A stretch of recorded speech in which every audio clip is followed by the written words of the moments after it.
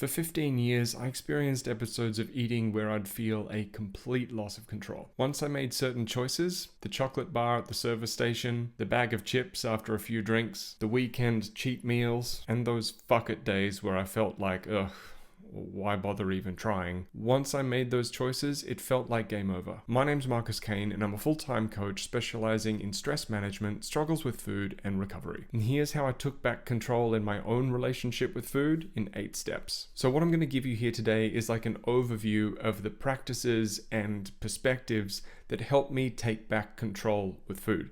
Now, the last one especially is a really personal one that's definitely not for everybody. I've even had people get pretty mad with me for even suggesting it in the past. So it's out there, take it or leave it. But I will say that without it, there's no way I would have succeeded and I'd still be struggling with food today. So with that said, let's dive in. Number 1, I started practicing playing a much longer game with my food choices and rejecting the idea of trying to make any one day perfect. I was listening to Roger Federer, the famous tennis player, say something recently about how he only ever won 54% of the points that he played for as a pro tennis player, and that resulted in him becoming one of the greatest in his sport ever. And I'm not saying that only 54% of your choices with food need to be good and then the rest can be absolute clusterfucks in order for you to be healthy.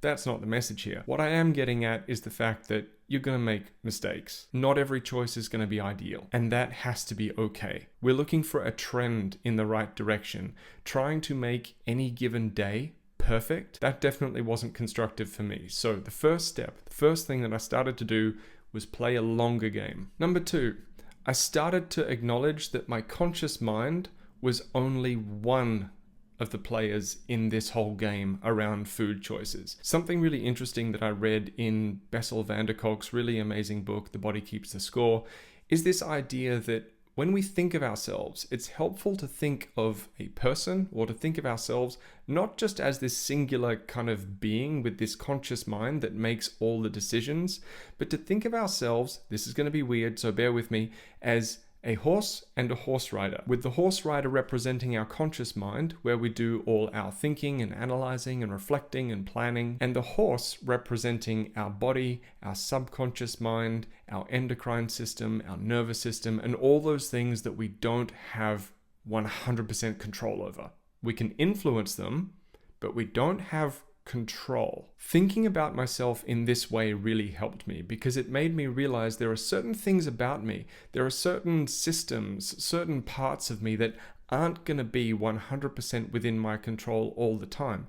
And also, if you think of the horse and the rider model, it's not the horse's job to learn to speak in full sentences and communicate with the rider in the rider's language. It's the horse rider's job to learn to communicate effectively with the horse. It's the job of our conscious mind, our analytical mind, to learn how to speak the language of the rest of us, not the other way around. Most of us are running into problems with food because our horse rider, our conscious mind, is making decisions and just whipping the horse without any of the horse's essential needs being met. I was talking to a client recently who has a lot of experience with horses, particularly race horses, and I asked her, what happens when someone mistreats a racehorse, pushes it too hard, doesn't give it enough rest, doesn't feed it enough? And she said, the horse gets mean, or it starts getting really lazy, or it starts not cooperating, or it starts not listening. This is kind of like what happens within us. If we don't learn to speak the language of our subconscious and our body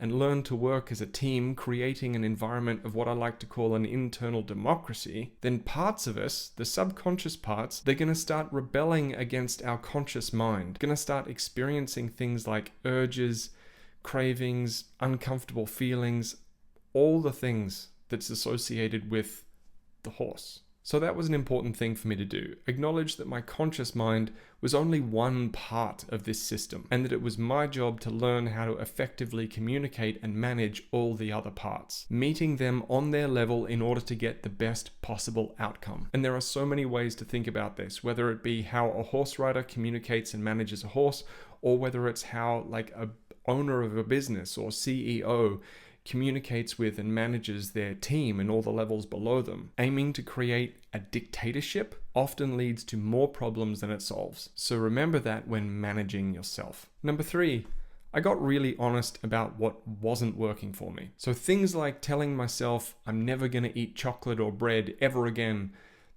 I know that that doesn't work for me. In my experience, that led to more episodes of uncontrollable eating. Even if those episodes maybe were further apart, when they did happen, they were kind of worse. And when they weren't happening, I felt like I was constantly managing myself pretty hard around food. So rather than ban certain foods, I found it helpful to make some more intentional choices about circumstances. I began to say a hard no to certain self-imposed situations, not foods. So yes, I'm going to eat cookies. No, I'm not going to eat cookies while sitting in my car after doing the shopping. And sometimes this can expand out into certain diets or certain approaches to food that we may have had high hopes for or invested in for a while, and we're just finding that we're running into problems. Do your best not to continue investing in something that is just like banging your head against a brick wall or just not working. We need to watch out for the sunk cost fallacy with this one, especially in terms of different approaches to maybe dieting. If there is a style of diet that you're kind of attached to, that you've been chipping away at or working on for quite a while, but you know what, it's just not quite clicking and it's leading to problems, taking a moment and being like, you know what, this actually isn't working for me. I need to rethink this. That can be hard. It can take a lot of courage to do that and a lot of awareness to do that. It's not the easiest thing in the world to do. So if that's something that you are doing, congratulations. That's difficult. I found it really difficult, especially when there were certain diets or approaches to food that maybe worked for me for a period of time that I got really excited about and told all my friends about. And then I had to kind of turn around and go, oh, you know what? I'm not doing that anymore. It doesn't work for me. I ran into problems. It can get complicated and it can be difficult. But unless we want to stay stuck in that cycle forever, it can be really important just to bite the bullet and go, you know what? It's not working. Number 4, I started getting ahead of my hunger rather than eating as little as possible and then finding myself in situations where I was responding to really intense hunger. I was talking about this with a client actually a few weeks ago, and we were talking about the idea of making choices when we're like maybe a little bit hungry but not super hungry, or making choices with food or choosing to eat maybe before we're even hungry at all, really getting ahead of hunger. Because the calories are going in either way. We get to choose the circumstances under which that happens. Do you want to be making choices about food when you're feeling calm and well regulated and able to make a choice that you think serves you really well? Or do you want to be waiting until you're experiencing really strong urges, cravings, and things that are going to just drive you to maybe impulsive choices that are kind of regrettable? Remember, food is going to go in either way. If we try to put it off until we're really hungry or desperate to make that choice, the choice is never going to be as good as when we make it when we're calm and well regulated. Number 5, acknowledging that the people I love do want me to be healthy, but they actually don't care if I have visible abs or not. This is something that people argue about in really exhausting ways in the nutrition space, and to be honest, it gives me the shits. Recognizing a point of diminishing returns when it comes to over-investing in our diet is not the same thing as just letting go of our health. Number 6, treat things like resilience and stress tolerance as skills rather than personality traits. When I was a kid, someone really close to me who was really important in my life used to fly off the handle on a regular basis and say, oh, but that's just how I am. And then in my 20s, I realized that some of the things that I was doing had shades of that. It was really uncomfortable to realize that I was doing some of those things after the experiences that I'd had as a kid. I was acting in ways that weren't serving me and labeling it as, oh, that's just part of who I am. That's just my personality. That's just who I am. And sure, genetic traits do play a role in this stuff, but it's not the whole story. Resilience, stress tolerance, communication, patience, it's all practicable. We all have different bandwidths. For some people, it's easier than others, but at the end of the day, we can all improve. It's hard, but not doing it is also hard. Treating resilience and stress tolerance like skills that can be developed rather than personality traits is one of the most helpful and fundamentally essential steps that I've ever taken, not just in my relationship with food, but also in my personal life. And this is something that I coach. I started off coaching people through particular struggles with food many years ago, and then over time realized that a lot of the work that I was doing was essentially stress management and resilience in combination with other practices specific to food. But at the end of the day, stress management is something that is so important. Building our window of tolerance when it comes to distress and discomfort is fundamental when it comes to anything that I talk about on this channel. So if you see yourself in any of the things that I'm talking about here on this channel and you'd like to have a chat with me about what one-to-one coaching might look like for you, there's a link in the description. Step number 7, I acknowledge that fulfillment and meaning were essential parts of mental and emotional well-being, and I also made some decisions around where that fulfillment and meaning was coming from for me. One of the biggest lessons that I had personally about this came from the time that I spent in the music industry in my 20s. Everything important to me at that time in my life, everything that I was working for, was tied to the whims and moods of other people. I worked myself into a position where everything I wanted, everything that was important to me, hinged on other people saying yes or no. Yes, you can have this. No, you can't have that. It was fucking exhausting. My whole idea of fulfillment and meaning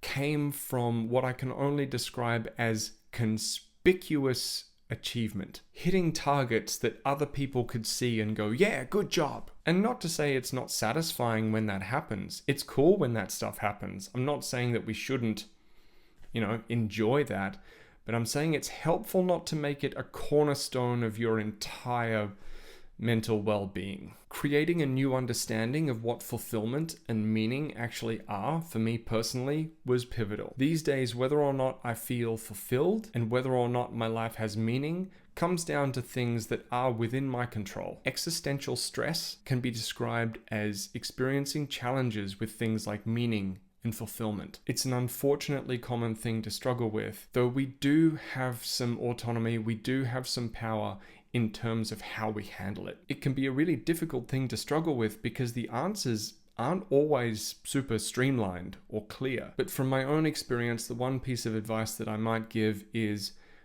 look at where you're seeking fulfillment and meaning. Now, number 8, this one gets mixed reviews, to say the least. And let me tell you, it's something that I even was kind of angry about when it was first suggested to me. But something that was absolutely pivotal in my own journey with food and actually many other things was starting to think about my beliefs differently. Rather than thinking about my thoughts and beliefs in terms of right or wrong, I started thinking about my thoughts and beliefs in terms of whether they were helpful or unhelpful, with the outcome that I wanted in mind and what I knew about the road to that outcome based on what I'd seen from other people who were successful in getting there. I started to think about whether or not my thoughts and beliefs were actually helpful or unhelpful in terms of getting me closer to that outcome. It was really hard to pump the brakes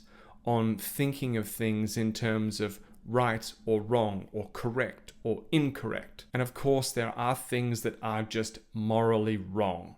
All right, that's not this conversation. I'm not that guy. I'm talking about thoughts and beliefs in relation to myself, what I thought I was capable of, and what I thought about the world and my place in it. I'm not out here saying that everyone can be a billionaire. I'm not a manifester, and that's not my fucking thing. But what I can tell you from my own experiences is that so many of the things that I believed about myself, about the world, about what I was capable of, about what I thought I needed in order to be happy and proud of myself, so much of it was misguided. It was just the echoes of my past rattling around in my brain, filtering my perception of myself and the world. I think there is such a thing as toxic positivity. I really do. And there are a lot of people out there who are giving really irresponsible messages surrounding people's health, financial success, relationships. So we need to find a helpful, constructive place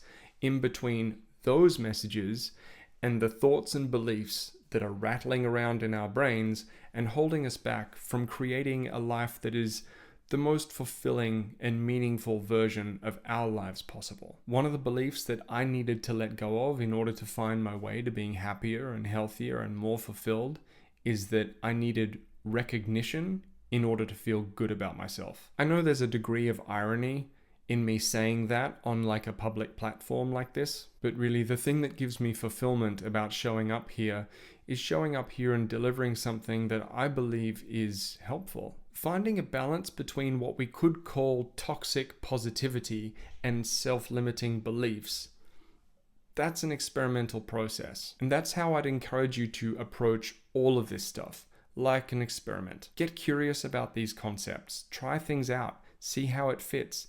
Get open to the idea that what if what I have previously believed isn't quite as true as I thought it was. So in summary, here are 8 of the most essential steps that helped me get control back in my relationship with food. Number 1, playing a long game, not getting caught up on making any particular day perfect. Number 2, understanding that our conscious mind is only one player in the game, and if we want a great outcome, our conscious mind needs to learn to play nice with the rest of us. Number 3, acknowledging what wasn't working out. 4, getting ahead of hunger. 5, being really honest and self-aware about the cost to benefit ratio surrounding certain body goals. 6, treat resilience and stress tolerance as skills rather than personality traits. That doesn't mean that you shouldn't have support, especially medical support if that's necessary. But watch out for the trap of boxing yourself in and thinking that the way you currently handle stress is the only way you can handle stress. Number 7, connecting with the idea that fulfillment and meaning